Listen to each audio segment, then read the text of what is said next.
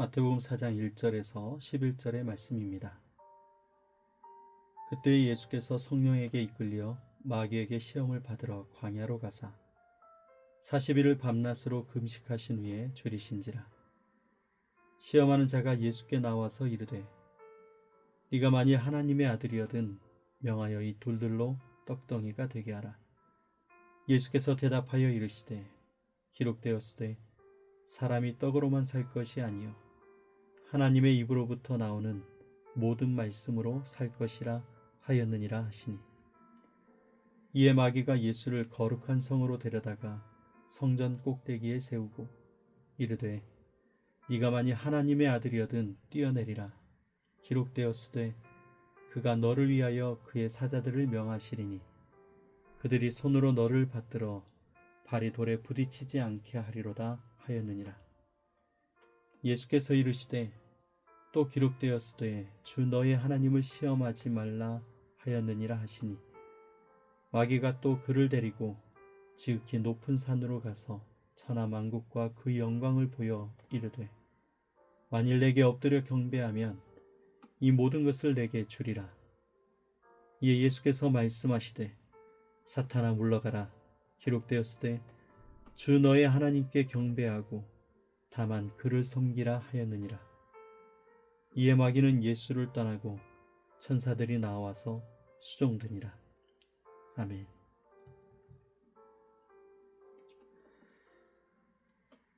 오늘도 함께 5가지 묵상법으로 묵상하며 은혜를 나누도록 하겠습니다. 우리가 함께 5가지 묵상법으로 은혜를 나누고 있습니다. 일명 손가락 묵상법이라고 하는데요. 이 묵상법의 내용을 밑에 설명란에 잘 기록해 나왔습니다. 참고하시면 묵상하는데 큰 도움이 되실 것 같습니다. 그럼 오늘 우리에게 주신 말씀을 함께 묵상하며 은혜를 나누겠습니다. 우리가 3장의 말씀을 통해서 예수님이 세례를 받으시고 또 하늘이 열리고 또 하나님의 음성이 들렸던 장면을 기억하고 있습니다. 오늘 말씀은 그렇게 하늘이 열리고 하나님의 음성이 들린 그 이후에 예수님께서 마주하신 첫 장면이 사람들의 환호가 아니었습니다.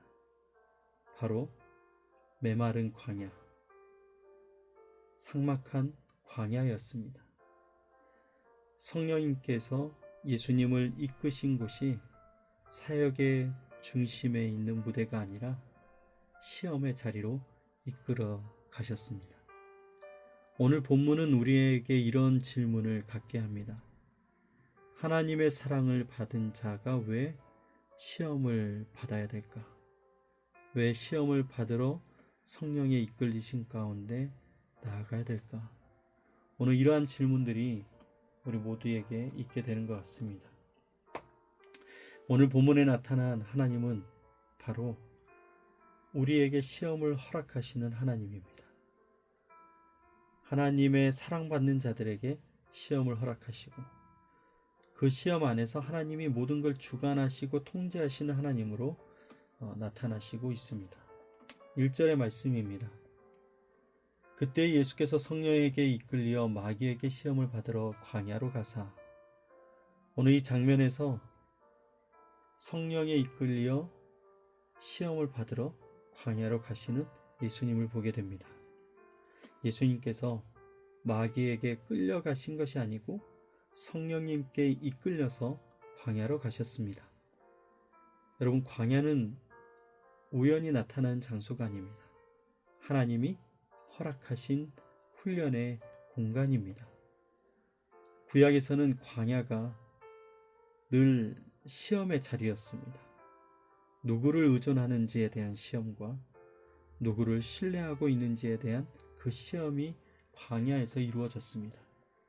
출애굽했던 이스라엘 백성들에게, 그리고 하나님의 사람 엘리야에게, 그리고 모세에게도 이 시험의 자리가 광야에서 이루어졌습니다. 오늘 하나님은 하나님의 뜻을 이루기 위하여 하나님의 사랑을 받는 저와 여러분을 반드시 시험하셔서 그 시험의 자리에서 우리를 훈련하시고 세워 가신다라는 것을 분명하게 말씀하고 있습니다. 오늘 말씀에서 하나님은 우리에게 지시하시고 있는데 어떻게 살라고 말씀하실까요? 오늘 말씀은 이렇게 얘기하고 있습니다. 하나님의 말씀으로 우리의 삶의 현실을 분별하여 잘 해석하여 살아가라고 말씀하시는 것입니다. 예수님께서 마귀의 모든 시험 앞에서 선택하셨던 한 가지 방법이 있습니다. 바로 모든 시험에 말씀으로 응답하셨다라는 것입니다. 4절 말씀에 기록되었으되 사람이 떡으로만 살 것이 아니요 7절에 기록되었으되 주 너의 하나님을 시험하지 말라. 그리고 10절에 기록되었으되 주 너의 하나님께 경배하고 다만 그를 섬기라. 이렇게 말씀으로 예수님은 응답하셨습니다. 예수님은 이 모든 상황에 대하여 그 현실을 바꾸려고 하지 않으시고 오히려 이 상황을 해석하는 기준을 바꿔버리셨습니다. 왜냐하면 시험의 핵심이 고난에 있는 것이 아니라 어떤 말에 귀를 기울일 것인가에 핵심이 있기 때문에 그렇습니다. 사랑하는 여러분, 오늘 우리가 광야에 있는 이유가 이 고난의 무게를 견디는 것에 있는 것이 아니라 이 고난 가운데 이 광야에서 하나님의 말씀에 귀를 기울이는 이 훈련을 하기 위한 것이다 라는 것이죠. 그래서 오늘 우리에게 느낌과 어떤 필요보다도 하나님의 말씀을 먼저 붙들어야 하는 그 부르심을 받은 것입니다. 오늘 말씀에 우리가 회개해야 될 부분은 무엇일까요? 우리 안에는 이런 마음이 있습니다. 하나님의 뜻은 반드시 이루어지는데 앞당기고 싶은 마음이 있습니다. 빨리 이루어졌으면 내 생각대로, 내 방법대로, 내 경험대로 하나님의 뜻을 앞당기고 싶은 마음이 오늘 우리 안에 모두 다 있는 것 같습니다. 오늘 마귀의 시험은 모두 같은 구조를 가지고 있습니다. 이렇게 얘기합니다. 네가 하나님의 아들이거든. 오늘 예수님께 네가 하나님의 아들이거든 하나님의 아들로서의 일을 행하라 라는 이런 질문을 던지고 있습니다. 오늘 이 질문 앞에 정체성을 흔드는 질문이 담겨 있습니다. 왜냐하면 하나님의 방법이 아니라 지름길을 제시하고 있기 때문에 그렇습니다. 오늘 줄이고 계신 그 예수님께 돌을 떡으로 만들라라고 얘기합니다. 지금 당장 배가 줄인 것에 대한 필요를 해결할 수 있는 능력이 있으니 해결하라라는 것이죠. 성전 꼭대기에서 뛰어내리라. 예수님은 하나님이시니까 하나님을 증명하라는 것입니다. 세 번째는 내가 세상 모든 영광을 너에게 주겠다. 바로 십자가 없이도 왕이 될 수 있다라는 것을 오늘 말씀하고 있는 것입니다. 사랑하는 여러분, 하나님의 뜻대로 오신 예수 그리스도를 오늘 지름길을 통하여서 하나님의 방법이 아닌 그 당겨서 내 방식대로 해결할 수 있는 길을 이야기하고 있는 것입니다. 오늘 우리의 삶도 비슷합니다. 기다림이 길어질수록 하나님의 뜻을 앞당기고 싶어하는 마음이 우리 안에 있습니다. 그래서 오늘 우리는 회개를 해야 됩니다. 앞당기고 싶어하는 마음은 하나님을 신뢰하지 못하기 때문에 일어나는 것입니다. 어떤 일에 기일이 다가올수록 우리의 마음은 조급해지고 답답해지고 두려워하는 마음으로 인해서 기다리지 못하여 내 방법대로 움직이려고 했던 하나님의 때와 방식을 기다리지 못하고 바꾸려고 했던 오늘 우리의 마음을 회개해야 될 것입니다. 사랑하는 여러분, 오늘 하나님께서 우리에게 약속하십니다. 말씀에 순종하는 자에게는 하나님이 끝까지 보호하시고 지키시고 인도하신다라는 것입니다. 11절 말씀입니다. 이에 마귀는 예수를 떠나고 천사들이 나와서 수종드니라. 이렇게 시험은 영원하지 않습니다. 말씀으로 버티고 지켜냈던 그 자리 뒤에는 하나님의 돌보심이 분명히 이렇게 드러난다라는 것입니다. 천사들이 나와서 그 모든 시험을 이긴 예수님을 받들고 수종들었다라고 얘기하고 있습니다. 오늘 여기서 수종들다라는 표현은 지속적인 공급과 보호를 의미하고 있습니다.